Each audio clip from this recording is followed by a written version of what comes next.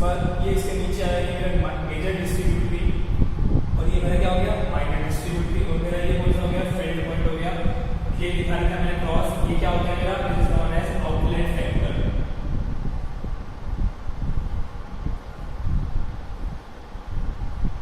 This is known as what, outlet factor. Okay, अब एक बार हम डिस्कस करते हैं क्या है। देखिए फर्स्ट ऑफ ऑल क्या है, during the passage of water, अब कुछ ना कुछ लॉसेस भी होते हैं इसके अंदर, ठीक है। उससे पहले बताया था एक बार, ये मेरा रिवर था, इस रिवर के थ्रू क्या है मेरा वियर है बैराज। वियर बैराज क्या होता है, इसके बारे में अभी आगे डिस्क्राइब करेंगे। ये मेरा मेन कैनाल, ये मेरा ब्रांच कैनाल, ये मेरा माइनर डिस्ट्रीब्यूटरी, दिस इज मेरा outlet factor, this is major distributary and this is field. मतलब बेसिकली मेरा पानी यहाँ से आ रहा है, मेन कैनाल में जा रहा है, उसके बाद ब्रांच कैनाल में जा रहा है, इधर मेजर डिस्ट्रीब्यूटरी, ये माइनर डिस्ट्रीब्यूटरी, और ये आउटलेट फैक्टर, ये पॉइंट, ये क्या वर्क करता है, ये पॉइंट इसके बारे में बताएंगे। और ये मेरा फील्ड है जहाँ पे पानी पहुंचा रहा है, ठीक है। तो इसके रिगार्डिंग क्या है, देखिए एक बार कुछ पॉइंट है, एक्सप्लेन कर देता हूँ। During the passage of water in the above irrigation channels, water is lost due to evaporation and seepage. No doubt कुछ ना कुछ लॉस वहाँ पे आकर होंगे ही होंगे, चाहे वो इवेपोरेशन के रूप में हो, चाहे वो सीपेज के रूप में हो, ठीक है। These losses are called transit losses और transmission losses और conveyance losses। तो जितने भी लॉस आ रहे हैं उनको हम ट्रांजिट लॉसेस बोले, कन्वेंस लॉसेस बोले, ये सब एक ही बात होती है। Therefore the duty of water, ये इंपॉर्टेंट लाइन है, सुनिए इसको। Therefore the duty of water varies from one place to another in canal irrigation network and increases as one moves downstream from the head of the main canal towards the head of the branches or all the head of the water courses। इसका मतलब क्या हुआ, इसका मतलब ये हुआ कि जब मेरा पानी इस रिवर से आने लगा, इसकी ड्यूटी होती क्या है कि वो एरिया जहाँ पर हम क्या कर रहे हैं, इरिगेशन कर रहे हैं। तो नो डाउट ये पानी मेरा यहाँ से आना चालू हुआ, जैसे जैसे पानी आगे बढ़ता जाएगा, इसका मतलब उस पर्टिकुलर एरिया में हमारा पानी क्या है, पहुंचता जा रहा है। तो इसका मतलब ड्यूटी क्या होती जा रही है, इंक्रीज होती जा रही है। तो यहाँ से जैसे मेरा पानी आगे बढ़ता जाएगा, इसका मतलब मेरा एरिया ऑफ इरिगेशन क्या हो रहा है, इंक्रीज हो रहा है। इसका मतलब ड्यूटी क्या हो रही है, मेरी इंक्रीज हो रही है। तो वही बताया गया, जैसे मैं ऊपर से नीचे आऊंगा तो यहाँ पर मेरा एरिया ऑफ इरिगेशन क्या हो रहा है, इंक्रीज हो रहा है। तो ड्यूटी मेरी क्या हो रही है, यहाँ पे इंक्रीज हो रही है। ओके, यही बताया मैंने इसके अंदर। Duty of water at the head of water course is called outlet discharge factor. इसको बोलते हैं outlet discharge factor.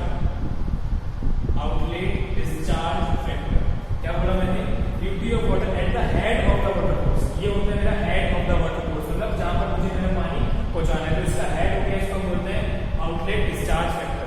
This outlet point and water course is the end point of state irrigation department.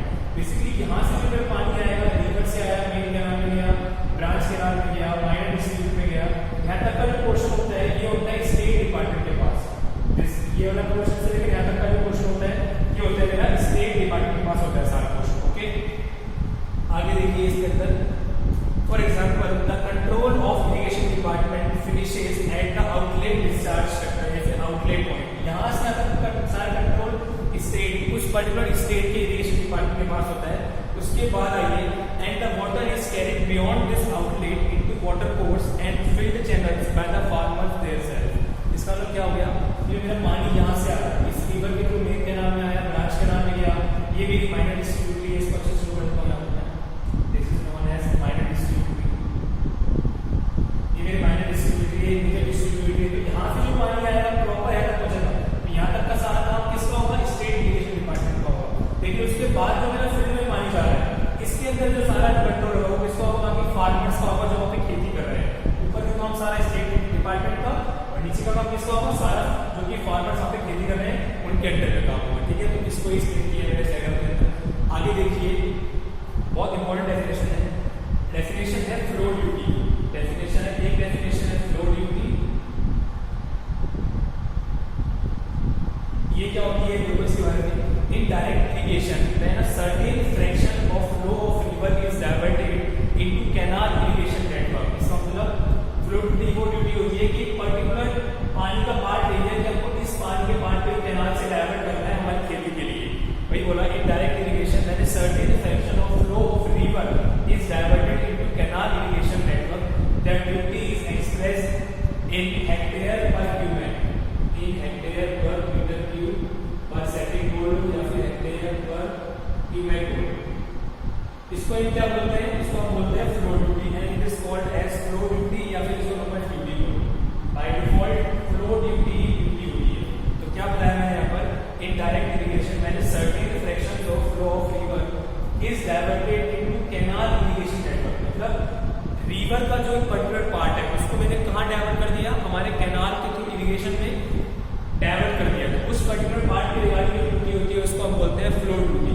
Second is known as, second duty होती है हमारी storage duty of the, इसको हम दूसरा नाम क्वांटिटी ड्यूटी, स्टोरेज ड्यूटी या quantity duty बोलते हैं इसको। In storage irrigation every metre cube of water is available in the reservoir with mature certain hectare of land of a particular crop. अब पता लग रहा है नाम से स्टोरेज ड्यूटी, इसका मतलब एक पर्टिकुलर अपने रिजर्वायर के अंदर पानी स्टोर कर रखा है और उस पर्टिकुलर रिजर्वायर के पानी से एक पर्टिकुलर क्रॉप को क्या करेंगे, इरिगेट करेंगे। तो उस पर्टिकुलर वाटर से जितना मेरा एरिया इरिगेट हो रहा है वही मेरी क्या होगी, स्टोरेज ड्यूटी बोलते हैं या क्वांटिटी ड्यूटी उसको बोला जाएगा। मैं एक्सप्लेन कर रहा हूँ। इन storage irrigation every meter cube of water is available in the reservoir will mature certain hectare of land। क्या हो रहा है यहाँ पर, certain hectare of land, certain hectare of land of a particular crop। और एक पर्टिकुलर क्रॉप की बात हो रही है। यहाँ पर ऐसा नहीं था, यहाँ पर हम एक रिवर के पानी को डाइवर्ट कर रहे थे। यहाँ पर हम जो स्टोरेज किए गए पानी है उसको हम एक पर्टिकुलर क्रॉप के लिए क्या कर रहे हैं, यूज में ले रहे हैं। तो उसको हम बोलते हैं क्या, storage duty. And when the duty is expressed in this manner in hectare per metre cube, इसका यूनिट होगा hectare per metre cube. Okay, then it is called as quantity और स्टोरेज ड्यूटी। क्लियर हो गया? मैंने यहाँ पे क्या समझाया कि ड्यूटी ऑफ वाटर जब यहाँ से यहाँ जा रहा है तो एरिया क्या हो रहा है, मेरा बढ़ रहा है। एरिया बढ़ रहा है इसका मतलब क्या हो रहा है, इरिगेशन ज्यादा हो रहा है, मतलब मेरा ड्यूटी बढ़ रहा है। फिर मैंने फ्लो ड्यूटी और स्टोरेज ड्यूटी के बारे में बताया। अब कुछ फैक्टर्स हैं जो ड्यूटी को इफेक्ट करते हैं, उसके बारे में देखते हैं अपन। तो इसको आप पोस्ट करके कॉपी कर लेना, मैं करने जा रहा हूँ। कुछ फैक्टर्स हैं जो इफेक्ट करते हैं, वो क्या क्या फैक्टर है वो देखते हैं अपन एक बार। थोड़ा थ्योरेटिकल पार्ट है, इसको ऐसे ना समझिए कि बोरिंग सा हो रहा है। न्यूमेरिकल पार्ट भी आएगा, काफी महंगे आने वाले हैं। पहला है टाइप ऑफ फ्लो। पहला जो है ये है टॉपिक। क्या है टॉपिक का नाम है मेरा, टॉपिक का नेम है factor affecting duty of water. Factors affecting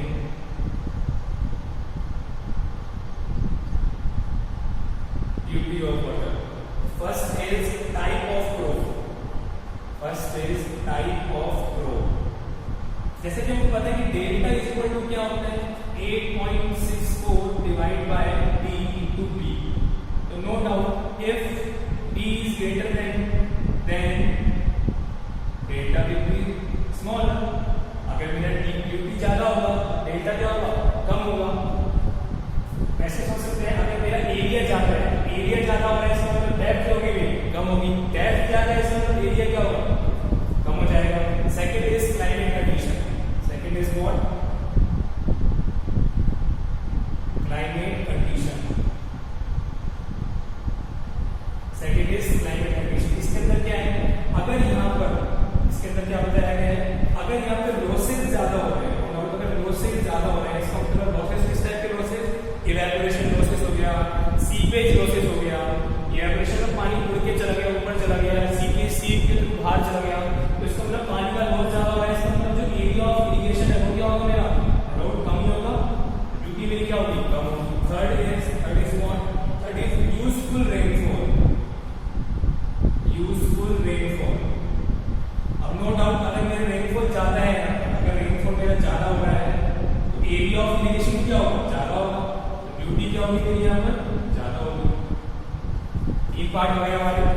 fourth is type of soil. Type of soil. अब इसके अंदर क्या हो गया, अगर मेरी सॉइल की परमेबिलिटी अगर ज्यादा है तो मेरा ड्यूटी क्या होगा, कम होगा। अब बच्चे सोचेंगे सर ये परमेबिलिटी नया बढ़ा है, कुछ नहीं। परमेबिलिटी बहुत सिंपल है। सपोज कीजिए सॉइल के पार्टिकल्स रखे हुए हैं ऐसे, जहां पर आपने अपनी क्रॉप को क्या किया लगाया हुआ है, सॉइल, ये सॉइल के पार्टिकल्स हैं कुछ इस टाइप से।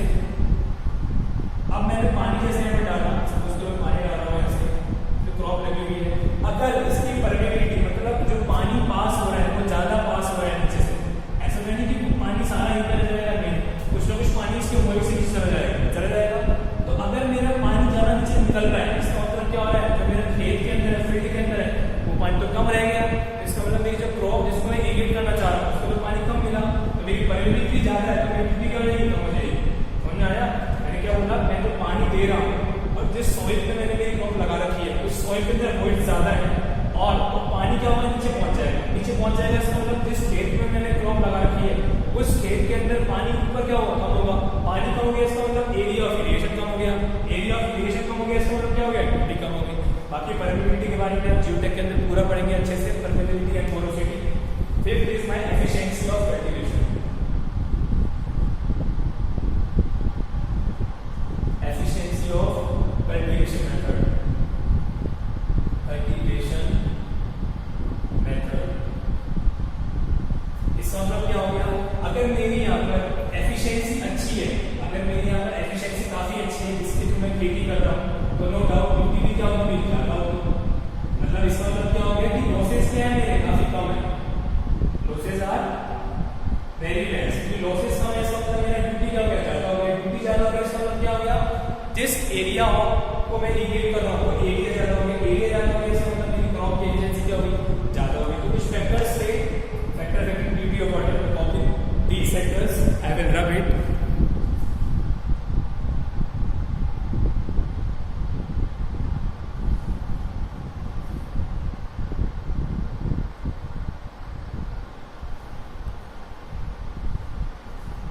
तो basically efficiency of cultivation method में क्या बताया मैंने कि अगर मेरा एफिशिएंसी ज्यादा है, एफिशिएंसी ज्यादा है इसका मतलब लॉसेस मेरे क्या होंगे, कम होंगे। लॉसेस मेरे कम होंगे इसका मतलब पानी मेरा क्या होगा, ज्यादा इरिगेट हो रहा है, कंट्रोल फील्ड में ड्यूटी मेरी क्या हो जाएगी, ज्यादा हो जाएगी। ड्यूटी ज्यादा होगी, एफिशिएंसी ऑटोमेटिकली ज्यादा हो जाएगी। कॉपी कर लीजिए इसको फटाफट से।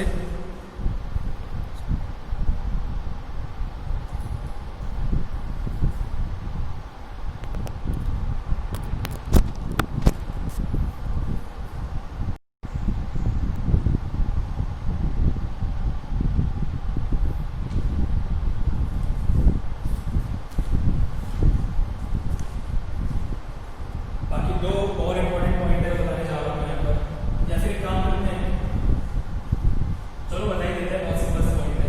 नेक्स्ट लेक्चर में फिर कुछ रिलेटेड स्टार्ट करेंगे। क्या क्या पॉइंट है, दो फटाफट लिख लीजिए। टॉपिक डालिए importance of duty. Topic is importance of duty. इसके अंदर स्टेटमेंट फर्स्ट है, एक बार इसको एक्सप्लेन कर देता हूँ, फिर मैं इसमें आगे बोर्ड बता दूंगा।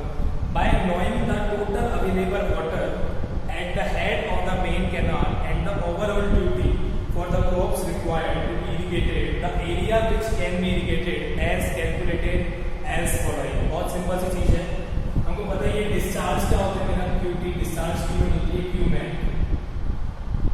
अगर मैं इस डिस्चार्ज को ड्यूटी से मल्टीप्लाई करूं, ड्यूटी की यूनिट क्या होती है मेरी, हेक्टेयर पर क्यूमेन। बेसिकली अगर मैंने डिस्चार्ज को इस ड्यूटी से मल्टीप्लाई किया तो यहाँ से क्या आ जाएगा, बेसिकली मेरा एरिया आ जाएगा, इसकी यूनिट क्या होगी, हेक्टेयर। देख लीजिए इसकी यूनिट क्यू है, ड्यूटी की यूनिट हेक्टेयर पर क्यू है, इस क्यूमेक से क्यूमेक कैंसिल तो क्या आ गया, मेरा एरिया आ गया। इसकी यूनिट क्या होगी, हेक्टेयर होगी, जो कि मैंने यहाँ लिखा हुआ है वही लिखा है इसके अंदर। बाय नोइंग, इसको हम टीटी से सोच सकते हैं, टीटी कर दिया। Bye knowing the total available water at the head of main canal overall duty, ये तो डिस्चार्ज हो गया, टोटल अवेलेबल वाटर, ये क्या हो गया, ड्यूटी हो गया। और the crops required to be irrigated, the area which can be irrigated as calculated as following. तो एरिया निकालना है, तो इस डिस्चार्ज को मैंने ड्यूटी से मल्टीप्लाई कर दिया, तो ड्यूटी की यूनिट हेक्टेयर पर क्यू है, डिस्चार्ज की यूनिट क्यू है, क्यू में कैंसिल, फाइनली आंसर आ गया मेरा एरिया हेक्टेयर। ये स्टेटमेंट बनता, बहुत सिंपल सा स्टेटमेंट था ये। सेकंड स्टेटमेंट लिख लीजिए। सेकंड स्टेटमेंट मुझे क्यू में निकालना है, डिस्चार्ज निकालना है, थोड़ा दिमाग लगाते हैं, हम सही कैसे निकाल सकते हैं। अगर मैं क्या करूं, जो एरिया है मेरा हेक्टेयर में, इसके नीचे ये न्यूमरेटर डिनोमिनेटर में डिवाइड कर देता हूं क्यूटी से। क्यूटी की यूनिट क्या है मेरी यहाँ पर, हेक्टेयर पर क्यूमेक। अगर मैंने क्या किया, जिस एरिया को मैं इरिगेट करने जा रहा हूं उस एरिया को मैंने डिवाइड कर दिया क्यूटी से, इस हेक्टेयर से हेक्टेयर कैंसिल, फाइनली ये जो आएगा वो क्या आएगा, क्यूमेक में आ गया। मतलब ये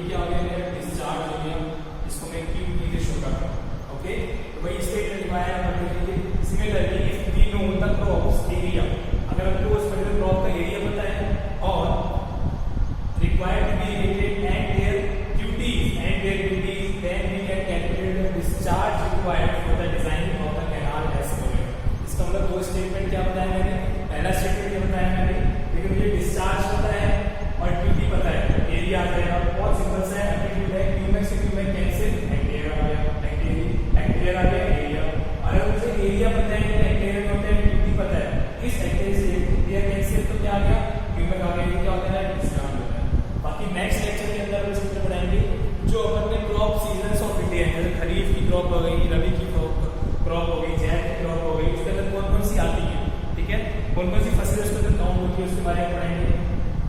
तब तक के लिए जितने भी वीडियो बनाए मैंने, कैसी भी दिक्कत है, कैसा भी डाउट है, you can ask me, no problem at all, okay.